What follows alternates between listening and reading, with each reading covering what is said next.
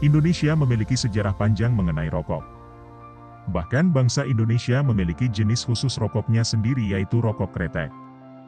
Rokok kretek secara umum diartikan sebagai rokok yang terdiri dari campuran cengkih dan tembakau. Rokok jenis ini mulai ramai diproduksi di Indonesia mulai awal abad ke-20. Asal-usul penamaan kretek berasal dari suara khas rokok ketika dibakar lalu mulai dihisap. Pada zaman sekarang, budaya merokok sudah dikenal luas oleh bangsa Indonesia. Hal ini cukup unik karena pada periode sebelumnya, tepatnya 500 tahun yang lalu, rata-rata masyarakat yang ada di wilayah Indonesia tidak terlalu populer dengan budaya merokok. Masyarakat yang tinggal di wilayah Indonesia pada masa itu lebih mengenal budaya menginang atau sering juga disebut sebagai nginang.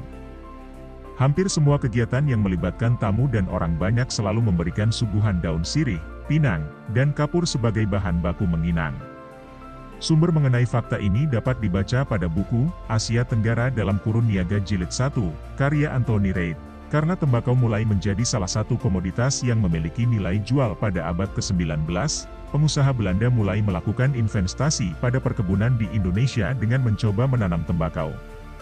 Pada tahun 1863, seorang Belanda bernama Nienhuis mencoba melakukan investasi di Delhi, Sumatera Utara. Dia mendirikan sebuah perusahaan bernama Delhi Maskapai pada 1869 yang bergerak dalam perkebunan tembakau. Tembakau Delhi ini kemudian sukses dan berhasil diakui oleh dunia internasional sebagai salah satu tembakau dengan kualitas terbaik. Pada perkembangan industri tembakau kemudian, masyarakat Indonesia dengan kearifan lokalnya, mengembangkan jenis rokoknya sendiri yang diberi nama kretek. Banyak kisah mengenai asal-usul dan lahirnya jenis rokok nasional ini. Bahkan dalam beberapa literatur kebiasaan merokok sudah dimiliki bangsa Indonesia jauh sebelum Belanda mulai mengembangkan industri perkebunan tembakau di Nusantara. De Graaf, sejarawan Belanda mengatakan bahwa Sultan Agung yang hidup pada masa awal Mataram Islam sudah mengenal kegiatan merokok. Kegiatan merokok ini diteruskan kepada keturunannya, salah satunya adalah Amangkurat I, Sultan Mataram berikutnya. Kebiasaan merokok di Nusantara, khususnya di Jawa sudah dikenal luas sebelum abad ke-18. Masyarakat Nusantara di wilayah Ponorogo pada masa itu sudah terbiasa menghisap rokok yang dibungkus dengan daun jagung.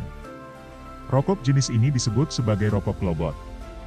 Jenis rokok lobot terus digunakan bahkan hingga sekarang.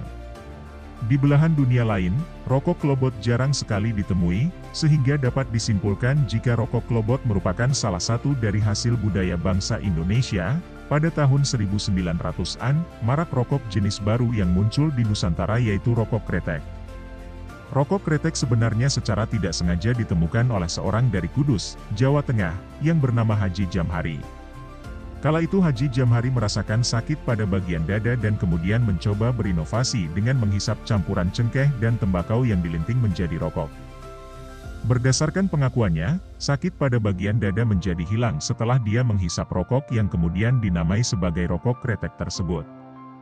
Kisah ini menyebar luas sehingga masyarakat percaya bahwa rokok kretek adalah jenis rokok obat. Sebelum meninggal pada tahun 1890, Haji Jamhari telah berhasil menjual rokok kreteknya ke masyarakat.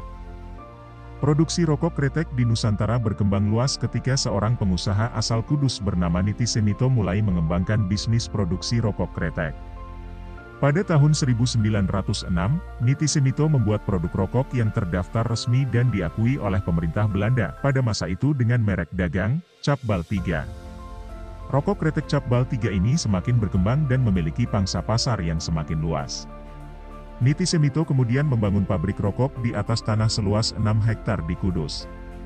Meskipun rokok kretek Cap Bal 3 harus bersaing dengan banyak perusahaan rokok lainnya di Kudus, namun sejarah mencatat bahwa Niti Semito mampu membesarkan perusahaan dengan pekerja sebanyak 10.000 orang dan mampu memproduksi hingga 10 juta batang rokok per hari pada tahun 1938.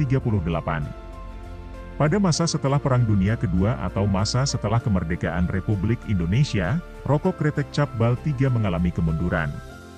Namun, di sisi lain, banyak juga perusahaan rokok yang mampu bertahan dan berkembang lebih besar.